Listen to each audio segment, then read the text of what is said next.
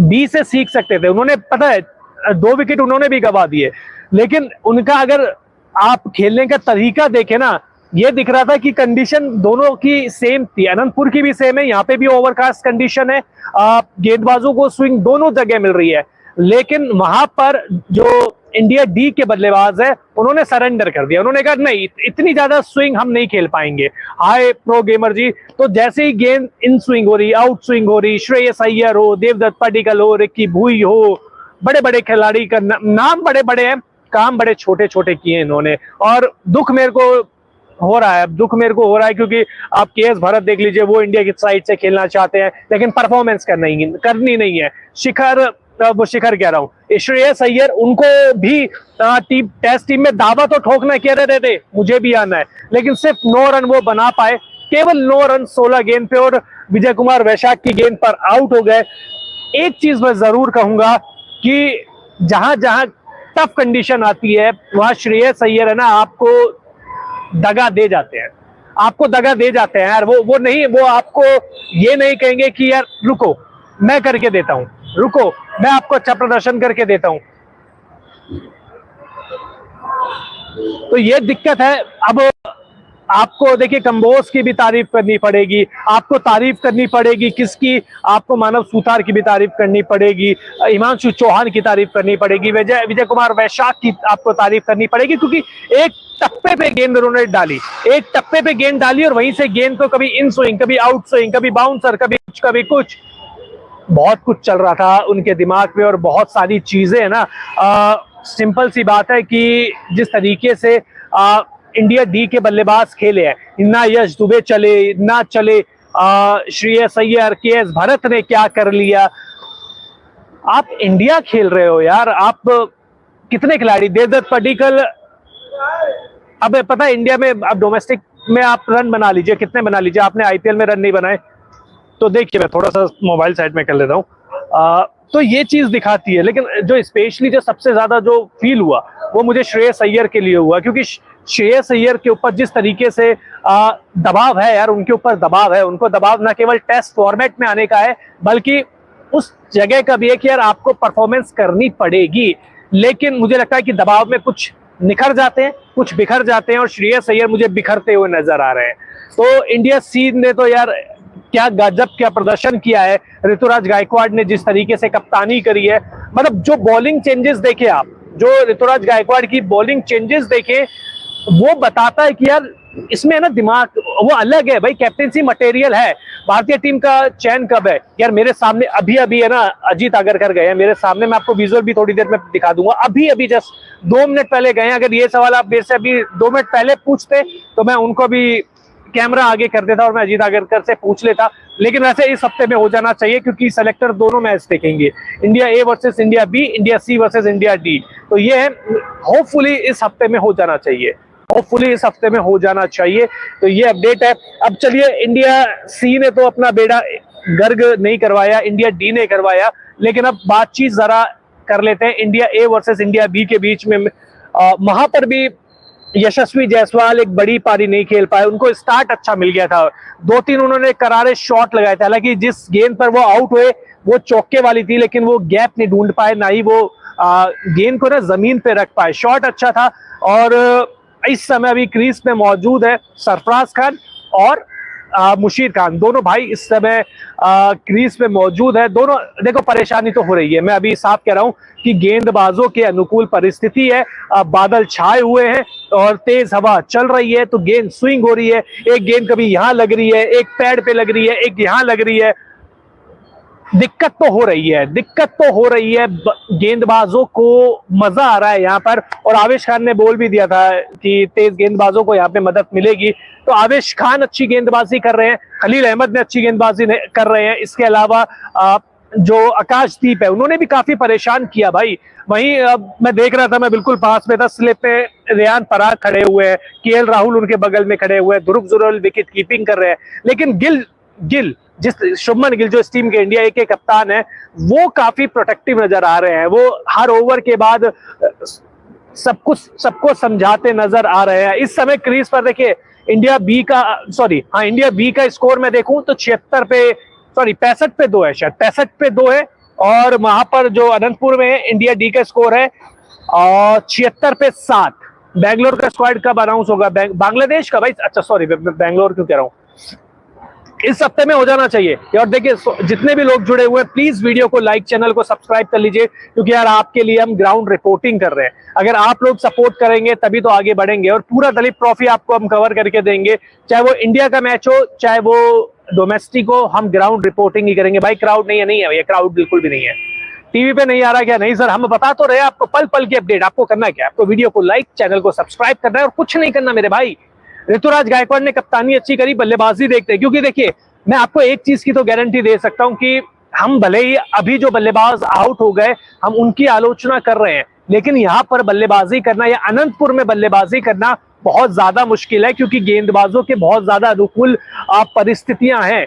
एक तो पिच उस तरीके की बनाई गई है, दूसरा मौसम आपको उस तरीके का बर्ताव कर रहा है, क्योंकि हवा चल रही है। अगर आप देखें तो अभी भी हवा चल रही है, काले बादल आपको दिखाई देंगे। मैं आपको दिखाता हूं, देखिए मैं स्टेडियम में हूं और ये देखिए ये जो काले बादल आपको दिखाई दे रहे हैं, ये देखिए ये काले बादल दिख रहे हैं, काले बादल। तो भाई इस परिस्थिति में ये देखिए पूरे इस समय मैं चिन्ना स्वामी में हूं और अंदर मैच चल रहा है। ये देखिए मैं दिखाऊं, ये चिन्ना स्वामी स्टेडियम आपको दिख गया होगा। तो कंडीशंस तो भाई इतनी अच्छी नहीं है, कंडीशंस बल्लेबाजी के लिए इतनी अच्छी नहीं है, लेकिन आपको एप्लीकेशन तो दिखानी पड़ेगी। आपको दिखाना तो पड़ेगा कि हाँ यार मेरे पास डिफेंस भी है। आपको ये तो दिखाना पड़ेगा ना कि मैं बड़े लेवल पे खेल सकता हूं। मैं ऑस्ट्रेलिया जाऊंगा तो वहां पर तो इससे भी टफ कंडीशन होगी, आप इंग्लैंड जाएंगे वहां पे तो इससे भी ज्यादा टफ कंडीशन होगी।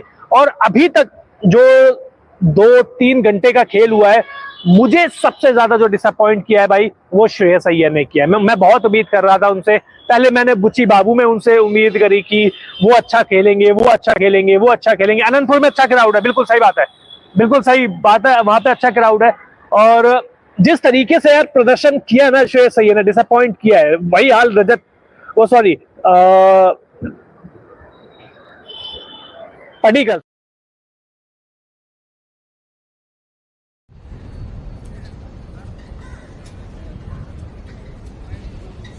तो देखिए प्लेयर्स कर रहे हैं प्रैक्टिस, और ये देखिए नवदीप सैनी आपको दिखाई देंगे, साई किशोर आपको वहाँ दिखाई देंगे। इंडिया बी की टीम है। मैं बेंगलुरु के चिन्ना स्वामी स्टेडियम में हूँ, जहाँ पर प्रैक्टिस चल रही है दोनों ही टीमों की।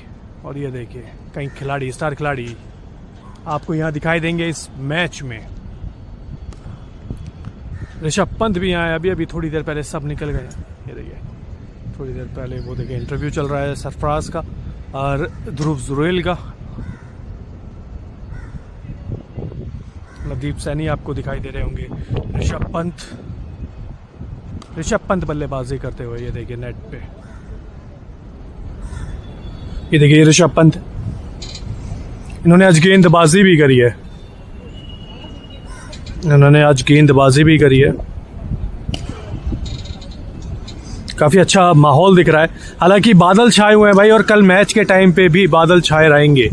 ये एक साई किशोर गेंदबाजी कर रहे हैं, ऋषभ पंत को बड़ा शॉट मारा, ये देखिए शानदार, गजब। ये है पूरी टीम,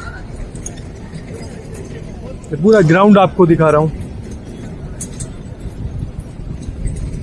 ये एक बच्चे की गेंद पर बाल बचे, ऋषभ भाई छोटे से बच्चे की गेंद पर बाल बचे, बस यॉर्क हो गए थे। गेंद अगर विकेट पे होती तो शायद आउट हो जाते। देखिए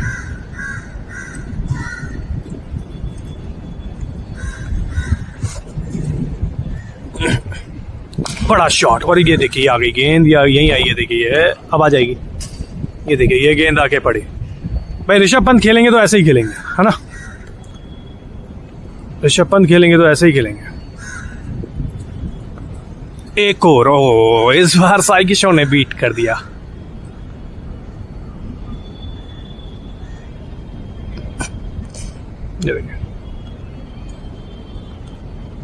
ये देखिए बादल छाए हुए हैं भाई। प्रैक्टिस थोड़ी देर के लिए बंद हो गई थी, लेकिन अब दोबारा से चालू हुई है। सारे के सारे जो खिलाड़ी है इंडिया ए और इंडिया बी के, वो यहीं मिलेंगे आपको। और ये नवदीप सैनी की गेंद पर बड़ा shot versus India B. India C versus India D, India A versus India B का मैच बेंगलुरु के चिन्नास्वामी स्टेडियम में चल रहा है। वहीं अगर बातचीत करें India C versus India D, तो वो मैच चल रहा है अनंतपुर में, और अनंतपुर में इंडिया डी की हालत बेहद खस्ता है। 76 रन पे 7 विकेट गंवा चुकी है इंडिया डी की टीम, और जिस तरीके की उम्मीद की जा रही थी देवदत्त पडिक्कल से, रिकी भुई से, भरत से, केएस भरत हो गए, या और कप्तान इनके श्रेयस अय्यर, उनसे भी तो पूरी उम्मीदें थी। तो अब उस पूरी उम्मीदों के साथ सभी ने निराश किया और सरेंडर सा कर दिया, या कहे सरेंडर सा कर दिया जिस तरीके से टीम खेली है इंडिया डी की। ठीक है, कंडीशन टफ थी, मैं मानता हूं कि गेंदबाजों को जो स्विंग है वो भी मिल रही थी, जो मदद है मिल रही थी, ओवरकास्ट कंडीशन है, सब मैंने मान लिया कि सब कुछ था, लेकिन मतलब ऐसा नहीं था कि 76 पे 7। यार आप इंडिया ऋतुराज की कप्तानी बेहद शानदार रही है, समर्थ भाई बेहद शानदार कप्तानी रही है। जो बॉलिंग चेंजेस उन्होंने किए ना, लगातार किसी भी बल्लेबाज को सेट नहीं होने दिया। आप इंडिया बी से सीख सकते थे, उन्होंने पता है 2 विकेट उन्होंने भी गंवा दिए, लेकिन उनका अगर आप खेलने का तरीका देखें ना, ये दिख रहा था कि कंडीशन दोनों की सेम थी, अनंतपुर की भी सेम है, यहाँ पे भी ओवरकास्ट कंडीशन है, गेंदबाजों को स्विंग दोनों जगह मिल रही है, लेकिन वहां पर जो इंडिया डी के बल्लेबाज है उन्होंने सरेंडर कर दिया। उन्होंने कहा नहीं, इतनी ज्यादा स्विंग हम नहीं खेल पाएंगे। हाय प्रो गेमर जी, तो जैसे ही गेंद इन स्विंग हो रही, आउट स्विंग हो रही, श्रेयस अय्यर हो, देवदत्त पडिक्कल हो, रिकी भुई हो, बड़े बड़े खिलाड़ी का नाम बड़े बड़े हैं, काम बड़े छोटे छोटे किए इन्होंने। और दुख मेरे को हो रहा है क्योंकि आप केएस भरत देख लीजिए, वो इंडिया की साइड से खेलना चाहते हैं, लेकिन परफॉर्मेंस करनी नहीं है। शिखर कह रहा हूँ, श्रेयस अय्यर, उनको भी टेस्ट टीम में दावा तो ठोकना कह रहे थे, मुझे भी आना है, लेकिन सिर्फ 9 रन वो बना पाए, केवल 9 रन 16 गेंद पे, और विजय कुमार वैशाख की गेंद पर आउट हो गए। एक चीज मैं जरूर कहूंगा कि जहां जहां टफ कंडीशन आती है वहां श्रेयस अय्यर है ना, आपको दगा दे जाते हैं यार। वो आपको ये नहीं कहेंगे कि यार रुको मैं करके देता हूं, रुको मैं आपको अच्छा प्रदर्शन करके देता हूं। तो ये दिक्कत है। अब आपको देखिए कंबोज की भी तारीफ करनी पड़ेगी, आपको तारीफ करनी पड़ेगी किसकी, आपको मानव सूतार की भी तारीफ करनी पड़ेगी, हिमांशु चौहान की तारीफ करनी पड़ेगी, विजय कुमार वैशाख की आपको तारीफ करनी पड़ेगी, क्योंकि एक टप्पे पे गेंद उन्होंने डाली, और वहीं से गेंद को कभी इन स्विंग, कभी आउट स्विंग, कभी बाउंसर, कभी कुछ, बहुत कुछ चल रहा था उनके दिमाग में, और बहुत सारी चीजें है ना। सिंपल सी बात है कि जिस तरीके से इंडिया डी के बल्लेबाज खेले हैं, ना यश दुबे चले ना चले, श्रेयस अय्यर, केएस भरत ने क्या कर लिया। आप इंडिया खेल रहे हो यार, आप कितने खिलाड़ी, देवदत्त पडिक्कल, अब पता है इंडिया में अब डोमेस्टिक में आप रन बना लीजिए, कितने बना लीजिए, आपने आईपीएल में रन नहीं बनाए। तो देखिए मैं थोड़ा सा मोबाइल साइड में कर लेता हूँ। तो ये चीज दिखाती है, लेकिन जो स्पेशली जो सबसे ज्यादा जो फील हुआ वो मुझे श्रेयस अय्यर के लिए हुआ, क्योंकि श्रेयस अय्यर के ऊपर जिस तरीके से दबाव है यार, उनके ऊपर दबाव है, उनको दबाव ना केवल टेस्ट फॉर्मेट में आने का है, बल्कि उस जगह का भी है कि यार आपको परफॉर्मेंस करनी पड़ेगी। लेकिन मुझे लगता है कि दबाव में कुछ निखर जाते हैं, कुछ बिखर जाते हैं, और श्रेयस अय्यर मुझे बिखरते हुए नजर आ रहे हैं। तो इंडिया सी ने तो यार क्या गजब क्या प्रदर्शन किया है, ऋतुराज गायकवाड़ ने जिस तरीके से कप्तानी करी है, मतलब जो बॉलिंग चेंजेस देखे आप, जो ऋतुराज गायकवाड़ की बॉलिंग चेंजेस देखे, वो बताता है कि यार इसमें है ना दिमाग वो अलग है भाई, कैप्टेंसी मटेरियल है। भारतीय टीम का चयन कब है यार, मेरे सामने अभी है ना अजीत आगरकर गए हैं मेरे सामने, मैं आपको विजुअल भी थोड़ी देर में दिखा दूंगा, अभी जस्ट 2 मिनट पहले गए हैं। अगर ये सवाल आप मेरे से अभी 2 मिनट पहले पूछते तो मैं उनको भी कैमरा आगे कर देता और मैं अजीत आगरकर से पूछ लेता, लेकिन वैसे इस हफ्ते में हो जाना चाहिए क्योंकि सेलेक्टर दोनों मैच देखेंगे, India A versus India B, India C versus India D. तो ये है, होपफुली इस हफ्ते में हो जाना चाहिए, तो ये अपडेट है। अब चलिए, इंडिया सी ने तो अपना बेड़ा गर्क नहीं करवाया, इंडिया डी ने करवाया, लेकिन अब बातचीत जरा कर लेते हैं India A versus India B के बीच में। वहां पर भी यशस्वी जायसवाल एक बड़ी पारी नहीं खेल पाए, उनको स्टार्ट अच्छा मिल गया था, 2-3 उन्होंने करारे शॉट लगाए थे, हालांकि जिस गेंद पर वो आउट हुए वो चौके वाली थी, लेकिन वो गैप नहीं ढूंढ पाए, ना ही वो गेंद